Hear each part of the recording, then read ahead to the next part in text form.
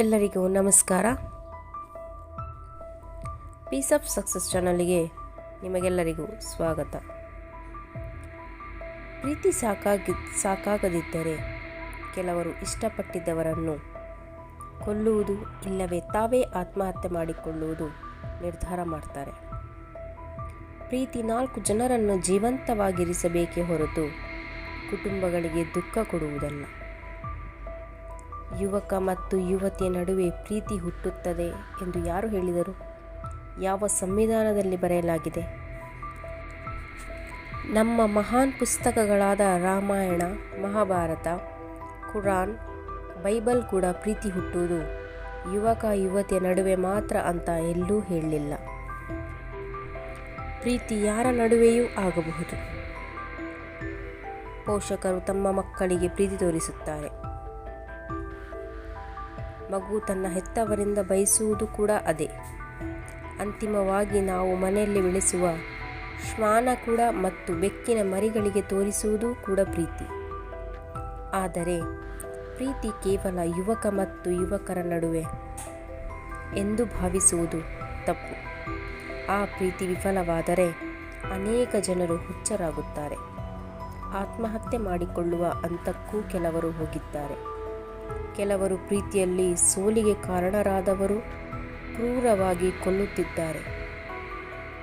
ಪ್ರೀತಿಯಲ್ಲಿ ಸೋತರೆ ಜೀವನದಲ್ಲಿ ಸೋತಂತೆ ಅಲ್ಲ. ಪ್ರೀತಿಯಲ್ಲಿ ಸೋತರೆ ಜೀವನದಲ್ಲಿ ಒಂದು ತೆರವಿನಲ್ಲಿ ಮಾತ್ರ ಹಿಂದೆ ಹೆಜ್ಜೆ ಇಟ್ಟುತ್ತೀರಿ. ಜೀವನದಲ್ಲಿ ಇಂತಹ ಅನೇಕ ತಿರುವುಗಳಿವೆ. ಪ್ರತಿ ತಿರುವು ನಿಮ್ಮ ಗೆಲುವಿಗಾಗಿ ಕಾಯುತ್ತಿದೆ. ಆದರೆ ಪ್ರೀತಿಯ ಟರ್ನಿಂಗ್ ಪಾಯಿಂಟ್ನಲ್ಲಿ ನೀವು ಗೆದ್ದರೆ ಇದರ ಎಲ್ಲ ವಿಜಯಗಳು ನಿಮ್ಮದೇ ಆಗುತ್ತದೆ. ನಿಮ್ಮನ್ನು ಉನ್ನತ ಮಟ್ಟದಲ್ಲಿ ನೋಡುವ ಅವಕಾಶವನ್ನು ಮಿಸ್ ಮಾಡಿಕೊಳ್ಬೇಡಿ. ಪ್ರೀತಿಯಲ್ಲಿ ಸೋತರೆ ಜೀವನದಲ್ಲಿ ಗೆಲ್ಲಲು ಹೋರಾಡಿ. ನಿಮ್ಮನ್ನು ತ್ಯಜಿಸಿದ್ದಕ್ಕಾಗಿ ಪ್ರೀತಿ ಪಾತ್ರರು ವಿಷಾದಿಸುವಂತೆ ಮಾಡಿ. ನಿಜವಾಗಿ ಹೋರಾಡದೆ ಜೀವ ತೆಗೆಯುವ ಅಕ್ಷಮ್ಯ ಅಪರಾಧ. ಪ್ರೀತಿಯಲ್ಲಿ ಸೋತರೆ ಬೆಳೆಯಬೇಕಾಗಿರುವುದು ದ್ವೇಷವಲ್ಲ, ಏನನ್ನಾದರೂ ಸಾಧಿಸುವ ಹಂಬಲ. ನೀವು ಜೀವನದಲ್ಲಿ ಗೆದ್ದರೆ ಅನೇಕ ಜನರು ನಿಮ್ಮನ್ನು ಅನುಸರಿಸುತ್ತಾರೆ, ನಿಮ್ಮನ್ನು ಉನ್ನತ ಮಟ್ಟದಲ್ಲಿ ನೋಡುತ್ತಾರೆ. ಇಂಥ ಅವಕಾಶವನ್ನು ಎಂದೂ ಮಿಸ್ ಮಾಡಿಕೊಳ್ಬೇಡಿ.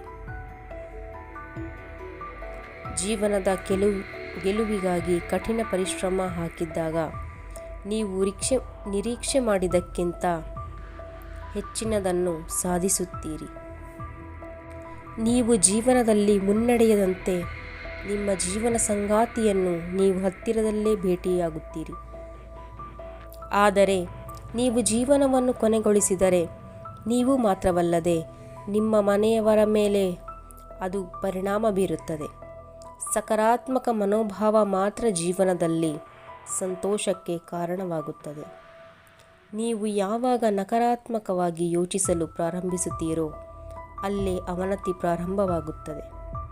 ಈ ಸೃಷ್ಟಿಯಲ್ಲಿ ಒಬ್ಬ ಒಳ್ಳೆಯ ಮಾನಸಿಕ ಚಿಕಿತ್ಸಕನಾಗಿದ್ದರೆ ಅವನು ಶ್ರೀಕೃಷ್ಣ ಮಾತ್ರ.